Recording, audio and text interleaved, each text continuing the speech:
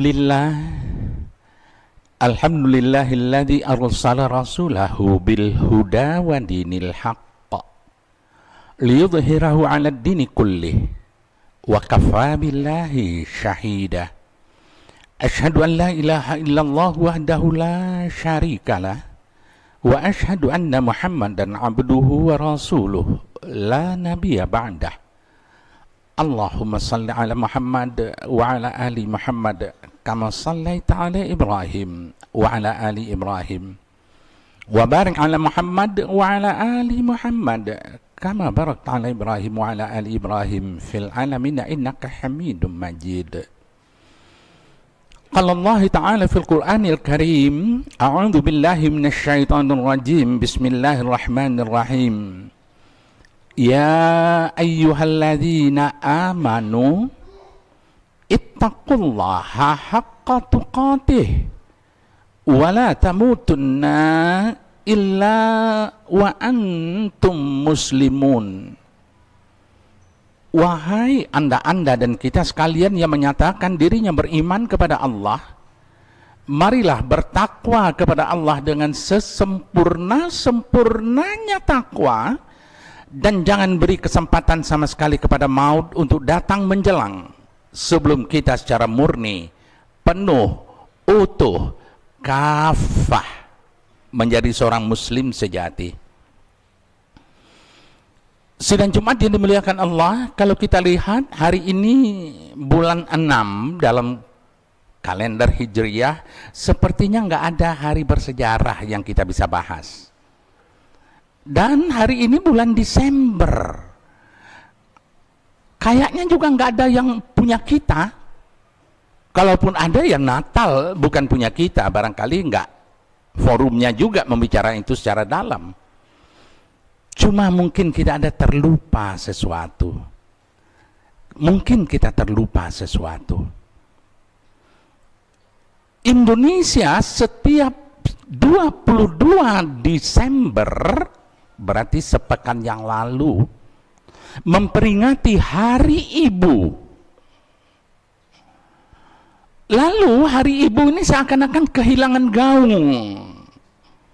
Sekarang paling hanya orang kirim ucapan selamat, ibu-ibu pakai pakaian adat, ibu-ibu gerak jalan, atau bapak-bapak masak nasi goreng buat ibu-ibu. Selesai peringatan Hari Ibu.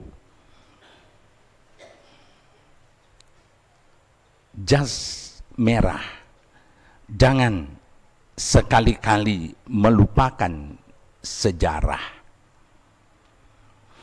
Sebenarnya Hari Ibu itu peringatan yang secara nasional sangat mendasar sekali, sangat strategis sekali. Kalau pada 28 Oktober 1928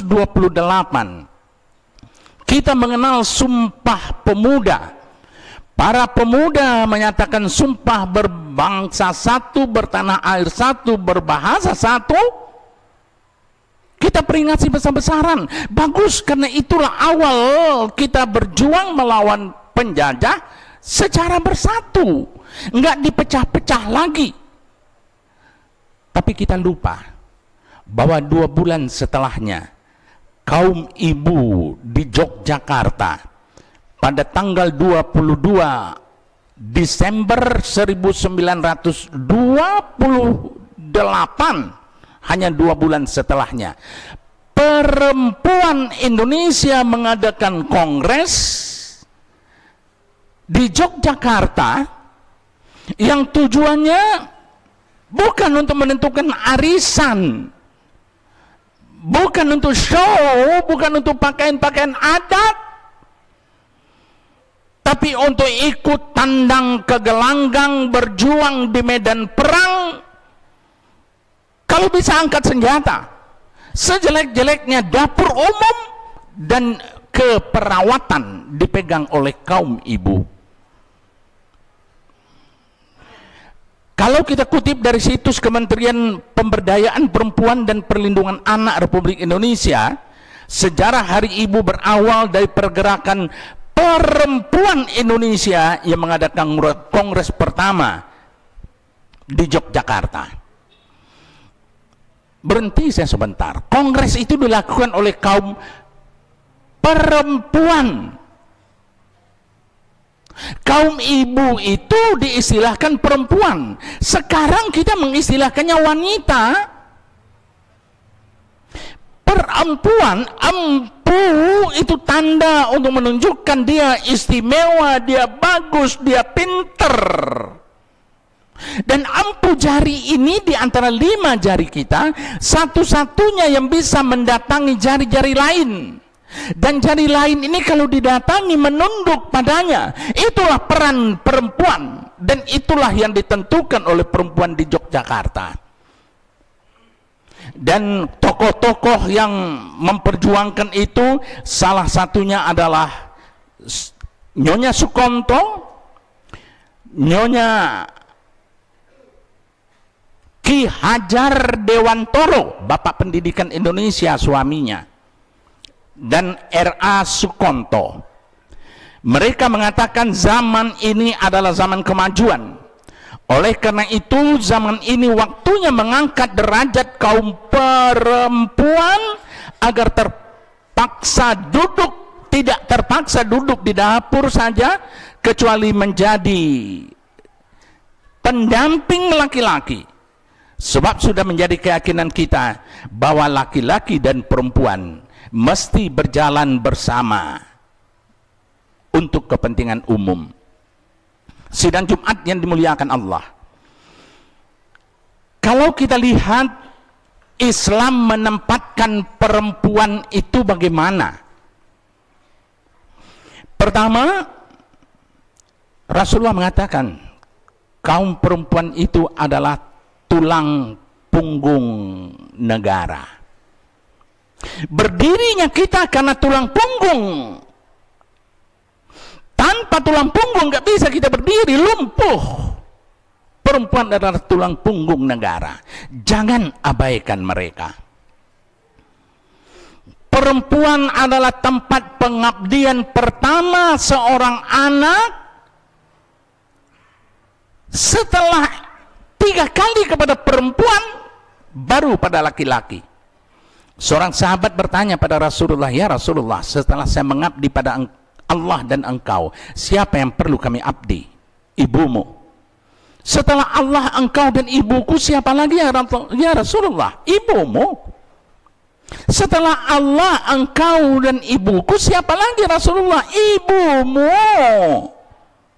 "Ya Rasulullah, setelah aku mengabdi setelah Allah, engkau dan ibuku, siapa lagi?" Baru dijawab, "Bapakmu." Maaf, kita yang ada di masjid ini adalah orang yang mendapat pengabdian anak setelah 3/4 bagian diambil oleh kaum ibu. Sudahkah itu terjadi sekarang? Islam mengajarkan seperti itu. Atau memang ibu yang gak siap untuk diabdi karena dia habis waktunya di mall, di arisan, dan lain-lain. Dia gak siap jadi perempuan yang jadi ibu.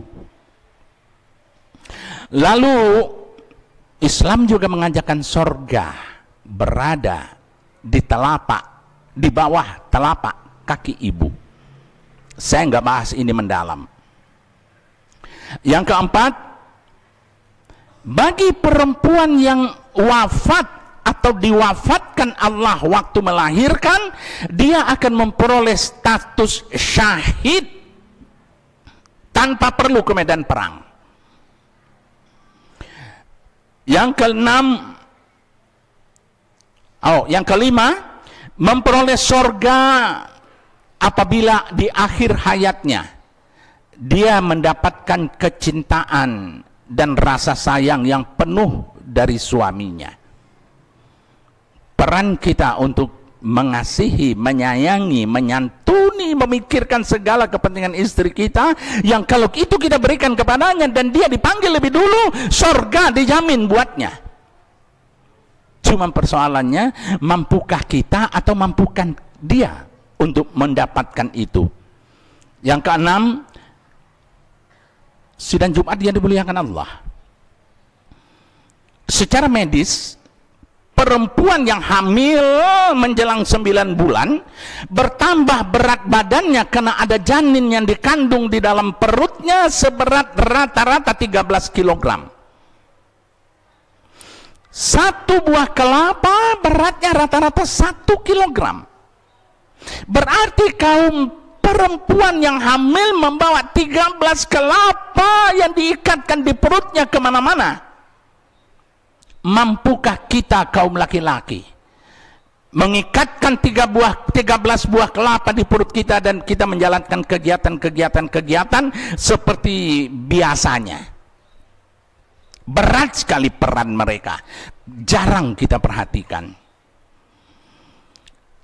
Berikutnya 7 dan 8, perempuan itu mendapatkan kenikmatan ragawi dan kenikmatan emosi. 7 dan 8 ragawi dan emosi pada waktu dia menyusui anaknya. Ada kepuasan ragawi, ada kepuasan emosi. Air kehidupannya mengalir kepada anaknya, sehingga disunnahkan bacalah ayat-ayat Al-Quran waktu menyusui anak. Ada yang menyarankan surat Yusuf. Tapi sekarang terjadi demi penampilan diri, si ibu menggantikan susu buat anaknya dengan susu sapi. Sehingga nggak aneh kalau banyak anak-anak bermental sapi hari ini. Yang ke-10, yang ke-9,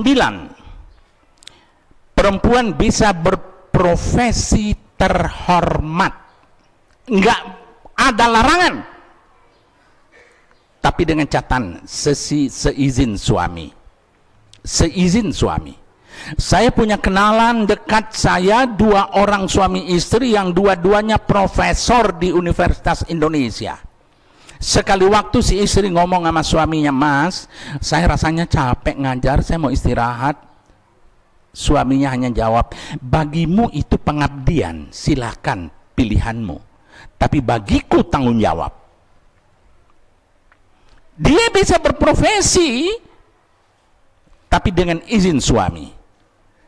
Terakhir, seorang perempuan yang menjadi istri setia adalah inspirasi dunia bagi laki-laki terhormat. Lalu sedang Jumat yang dimuliakan Allah, izinkan saya menyampaikan sedikit bahwa beberapa contoh perempuan-perempuan Islam yang dicatat dalam sejarah Islam sebagai perempuan-perempuan terhormat. Pertama, Siti Khadijah, bosnya Rasulullah Muhammad sewaktu dia berusia 17 tahun belum jadi nabi. Dia kerja dengan Khadijah, perempuan kaya yang waktu itu sepertiga wilayah Makkah itu milik dia, kaya raya. Usia 25 tahun dia nikahi atasannya, bosnya, induk semangnya. Dan dia bersedia mengorbankan seluruh hartanya untuk perjuangan, bukan untuk suaminya, tapi buat Islam. Sehingga menjelang akhir hayat Rasulullah itu miskin, padahal istrinya orang kaya raya. Yang kedua, Siti Aisyah, istri pengabdi, dicintai sepenuhnya oleh Rasulullah, dipuji Rasulullah, kecantikannya sampai Rasulullah mengistilahkan kalau memanggilnya, "Ya Humaira, wahai gadis yang pipimu selalu memerah." Dia cendekia, banyak hadis-hadis yang diingatnya dengan baik, yang diceritakan kepada orang lain, yang sampai kepada kita melalui Bukhari, Muslim, Tirmizi, dan lain-lain. Siti Aminah, ini adalah istri yang sepenuhnya mengabdi. Baru 3 bulan janin di dalam perutnya, suaminya Abdullah dipanggil Allah. Dia mengurusi kehamilannya sendiri sampai kepada partus, melahirkan sendiri, membesarkannya sendiri. Itulah ibunya Rasulullah Sallallahu Alaihi Wasallam. Berhati lembut, Yang keempat, Asiyah. Asiyah, istri dari seorang raja yang mempertuhankan dirinya, yang membunuh semua anak laki-laki pada waktu itu karena dikhawatirkan akan menjatuhkan tahtanya. Tapi Asiyah merawat Musa di dalam istana, membesarkannya dengan kasih sayang, dan akhirnya memang Musa yang menjatuhkannya. Asiyah, Siti Maryam. Insyaallah di khutbah kedua kita singgung sedikit. Perempuan yang menjaga kehormatannya, nggak pernah berzina, tapi Allah menitipkan di rahimnya seorang laki-laki yang nanti akan menjadi Nabi, Isa alaihi salam.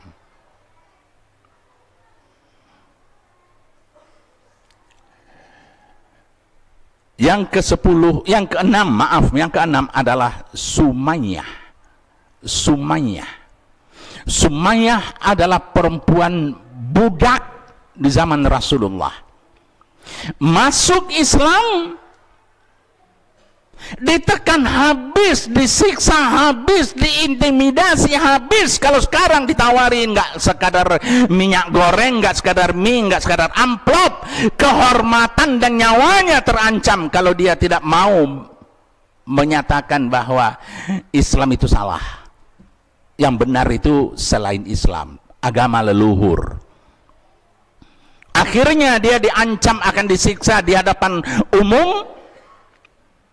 Setelah dia diadili di depan umum, jatuhlah vonis dia akan dihukum mati dengan dimasukkan kayu ke dalam rahimnya. Seorang sahabat mendengar vonis itu, lari kepada Rasulullah dan melapor, "Ya Rasulullah, Sumayyah akan dihukum." Rasulullah mengatakan, "Bisikkan ke telinganya, pura-pura murtadlah, tapi hatimu jangan." Sumayyah mengatakan, daripada aku pura-pura murtad, lebih bagus aku memilih mati. Dan Sumayyah mati sebagai perempuan pertama dalam Islam yang syahid. Sidang Jumat yang dimuliakan Allah, perempuan itu lembut, mengabdi, mesra, penuh perhatian, santun, ramah, menenteramkan hati, taat ibadah. Dan kalau ada perempuan di rumah kita, apakah itu istri atau anak kita, nggak taat ibadah, tanggung jawab syariahnya berada pada kita laki-laki. Menjaga kehormatannya, yang sekarang saya lihat di sekitar kita ini aja ada berapa hotel-hotel 3 jaman. Bukan 3 jaman zaman Belanda, zaman tapi 3 jaman. Tempat para istri untuk melakukan penyelewengan. Hemat dan cerdas. Begitu terhormatnya perempuan dalam Islam, sehingga kalau memperingati hari ibu, hari perempuan, tak cukup kirim kartu, tak cukup bikin nasi goreng, nggak cukup mengucapkan selamat hari ibu, I love you. Barakallahu li wa lakum fil Qur'anil azim, wa nafa'ani wa iyyakum bima fihi minal ayati wa dzikril hakim, wa taqabbal minni tilawatahu innahu huwas samiul alim.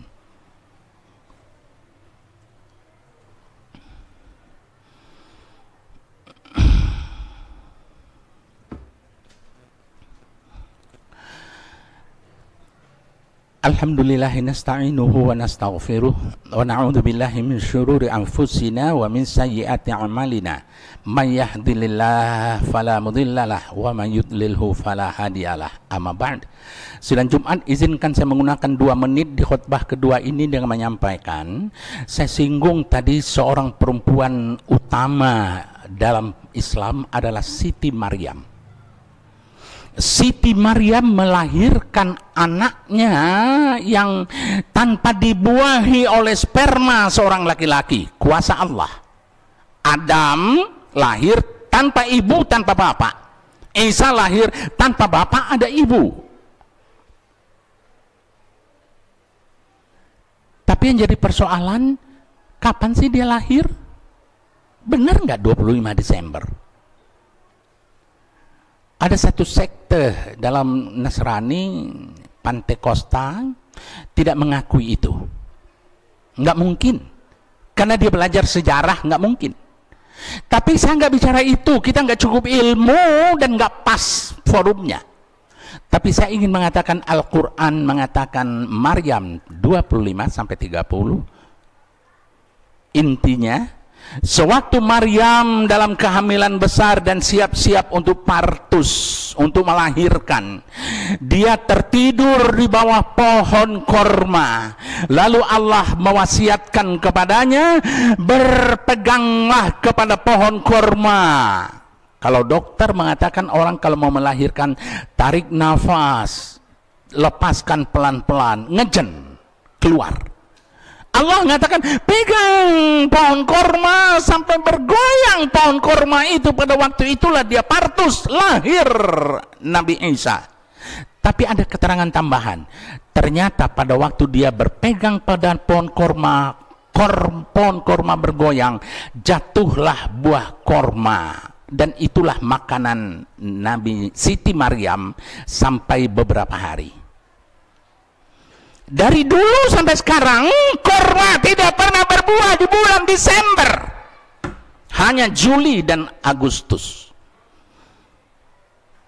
Juga dari dulu sampai sekarang, nggak ada orang mengembalakan kambing di tengah salju.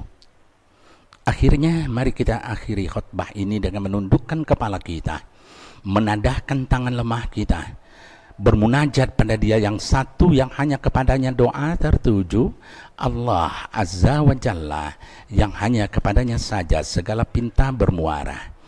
A'udzubillahi minasyaitonirrajim. Bismillahirrahmanirrahim. Alhamdulillahi rabbil alamin.